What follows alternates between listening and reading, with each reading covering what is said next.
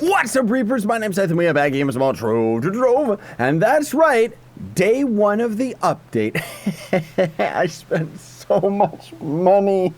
Today we're going to be looking at all of the Resistor costumes. Yes, that's right, and these things they're pretty cool. Don't let them fool you, because most of them actually give you video effects. Now, I'm going to have more videos coming over the course of the next few days that's going to be showing you how I ended up actually getting all of the resources for all of these bad boys, but for the most part, today is all about rushing the beautifulness that is these costumes. So, first of all, you can end up getting yourselves a Resistors workbench in your club world, which, as far as I know, gives you like a 10% decrease in the price of some of the plasmium or something like that. I don't know, it's kind of weird, but in either case, if you don't already know where to see the Resistors table in general, I'm going to have a video that's going to be talking about that more specifically, but you just go into a neon biome and then find yourselves in the Luminous City biome, which is kind of a sub-biome in the neon biome, and you'll be able to see a little icon on your map that's going to show you where the table is. So, let's take a look at the costumes as well as all the different crafting recipes. Here's the Knight's costume right here, as you can see, quite expensive. The decoder ring, you got to keep in mind, because you need that for almost all of the costumes, which essentially doubles the amount of plasmium you need, because the decoder ring is up here for the heroes thing, and this thing costs 6,000 plasmium, and then each of these different resources obviously are going to end up costing even more plasmium, so you can kind of just go through it and do the math, and it's pretty expensive just to end up getting one costume, let alone like all of these bad boys. And then the Sentient Shards you have to get from Rampage bosses, so you either will end up getting it out of the lesser caches, near as I can remember, or you just get it out of a beacon. If you throw down a beacon, they operate the same as a pinata, where whoever ends up throwing it down is going to guaranteed get a Sentient Shard, and then you're also going to be able to get one of the boxes from it. But anyways, now that that's out of the way, let's go to the Knight's Resistor costume. It's just the costume itself, that's it. Not really the head, not the costume, not nothing. Let me actually get my ally out of the way here, because I'm going to have a different video that's going to be showing off all the allies. Don't worry, folks. And it's okay. I kind of like his shoulders, but the one thing that I don't think that they seem to consider is the fact that you're going to be spending pretty much 90% of your time looking at your character's back. So to me, that's like the biggest reason to actually make the back of your character look cool, because otherwise, like, look at this. He looks pretty decent on the front. He just looks gray on the back. But either way, unique video effects, kind of. They're not really the most fancy of all. It's just kind of be different type of theme, and of course, this classroom ability isn't really going to end up doing anything. But the shield, I'm pretty sure that's different than the default costume. Maybe, let me actually swap over to the default costume. Maybe, is it different? It's not even changing live, is it? Okay, let me actually see this here. Why didn't my ult work? Okay, screw it. Well, who cares? Either way, whether it's different or not, you guys can end up testing for yourselves. But either way, it's a pretty lackluster costume for the Knight, honestly speaking. Not really one that I would recommend going for. Unless you just main the Knight, then you can go right ahead and go for it. The Gunslinger one, though, I like this one. This one's actually really cool. I think you guys are going to like it too, because not only does the costume actually look pretty decent, he kind of looks like a mini Vanguard, just with the style of him and everything, but I also really like the way that the cape looks. You know, it's all kind of a little bit impressive, kind of all just 1 or 3 different colors with no real shading or anything like that, but most of all, the video effects are great. Like, look at that. Look at those shots. Look how electric they are, if the club wasn't so glitchy. But you can kind of see the video effects of our shots in general when they're coming out of our gun. And generally speaking, I actually really like the way that the shots actually look on this, because they're very in theme with the Vanguard. So it's great. Let me see. I got my Chrono Emblem. Yes, we do. So we can end up using our ult, which, as you can see, love those rings that go around our character. And then your shots are going to be big and beautiful like that, kind of automaton, like atom explosions, and I don't know what's going on here. Our club world is so broken for video effects, but either way, love this costume, dude. It's actually really, really good, but man alive, it's difficult to craft. Like, seriously, all these costumes are, really. And then the Pirate Captain, I didn't even look at this one yet.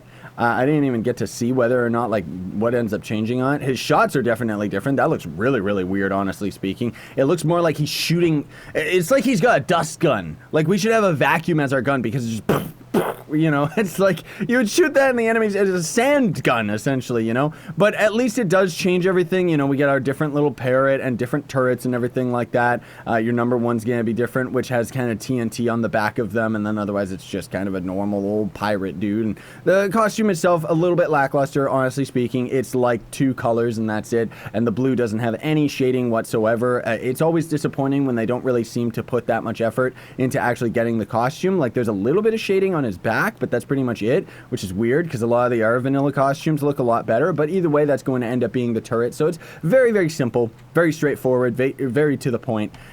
These are all tradable if you end up getting them out of the greater caches, by the way. So sometimes you can actually see these on the market. So you just open up the market and type in Resistor, and you should be able to see some of this stuff. The Boomeranger, his is okay. I kind of like the way that his looks. Let me get rid of that ally as well. I just kind of mixed and matched it with this helmet and this sword.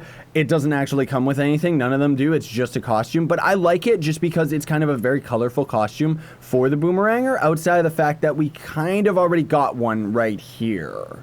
Yeah, so we kind of got a comic hero, and this is just kind of like a different one. That's the weird Tide Pod colors that they ended up using for this character. But it does change the video effects colors and what he ends up throwing. I honestly don't even know, but the chickens are going to end up looking different, which is kind of cool. And I like the way that the hearts look and stuff, and otherwise, look, it's Robin Chicken. Robican or something. I don't know, right? Whatever. Either way, it's kind of a cool costume for the Boomer. Honestly speaking, I kind of like it. Tomb Raiser, I would not recommend this costume.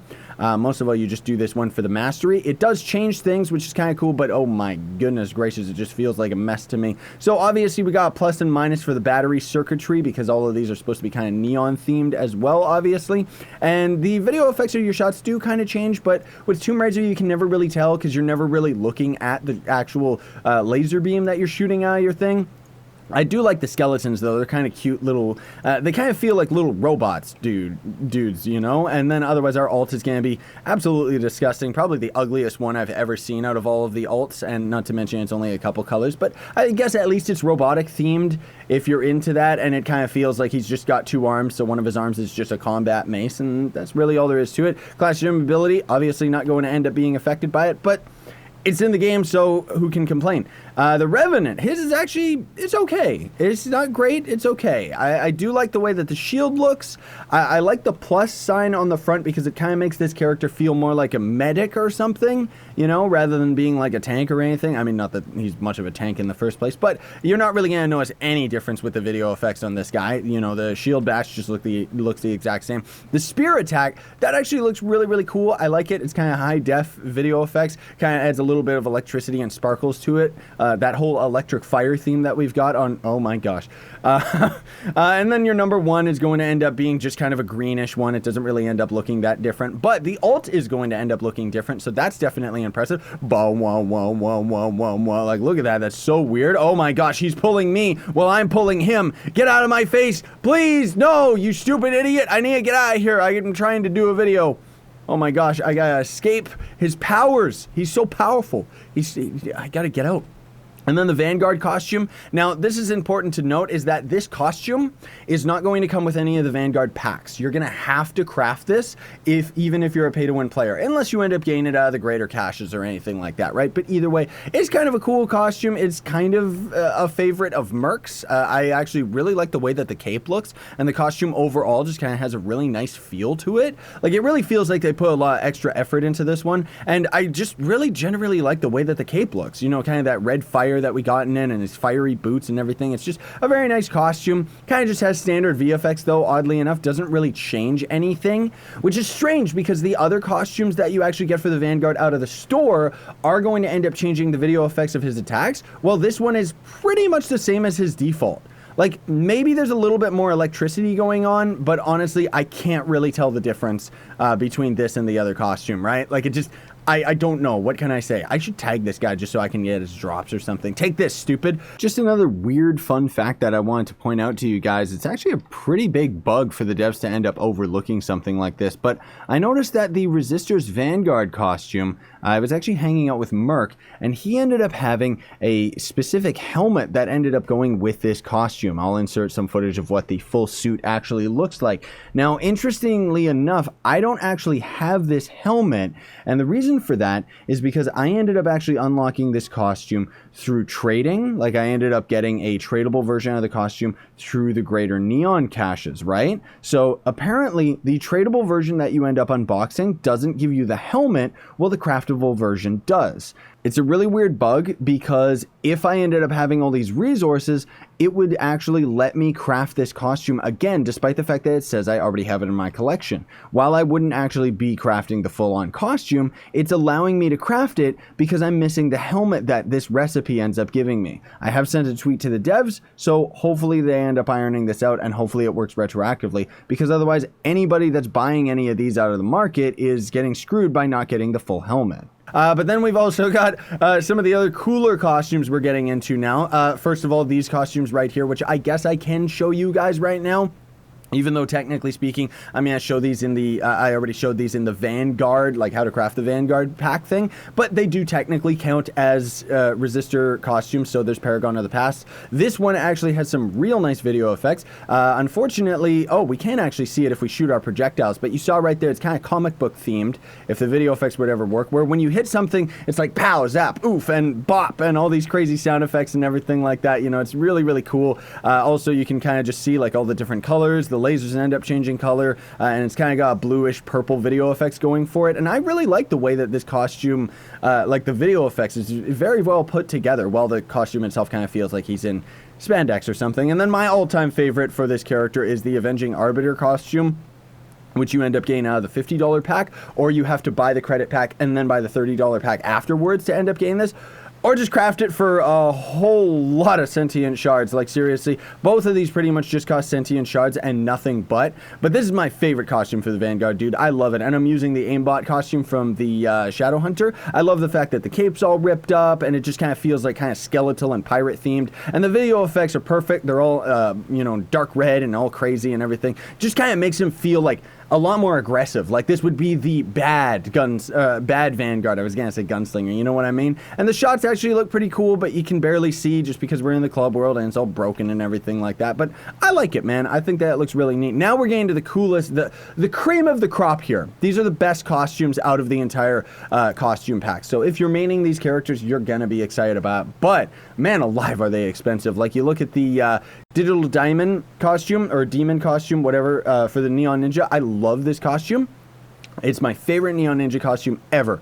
Now, you might think that that's a lot of plasmium, 11,000 right there. That's pretty much the same amount that you're going to need for all of these characters, because they take the decoder ring.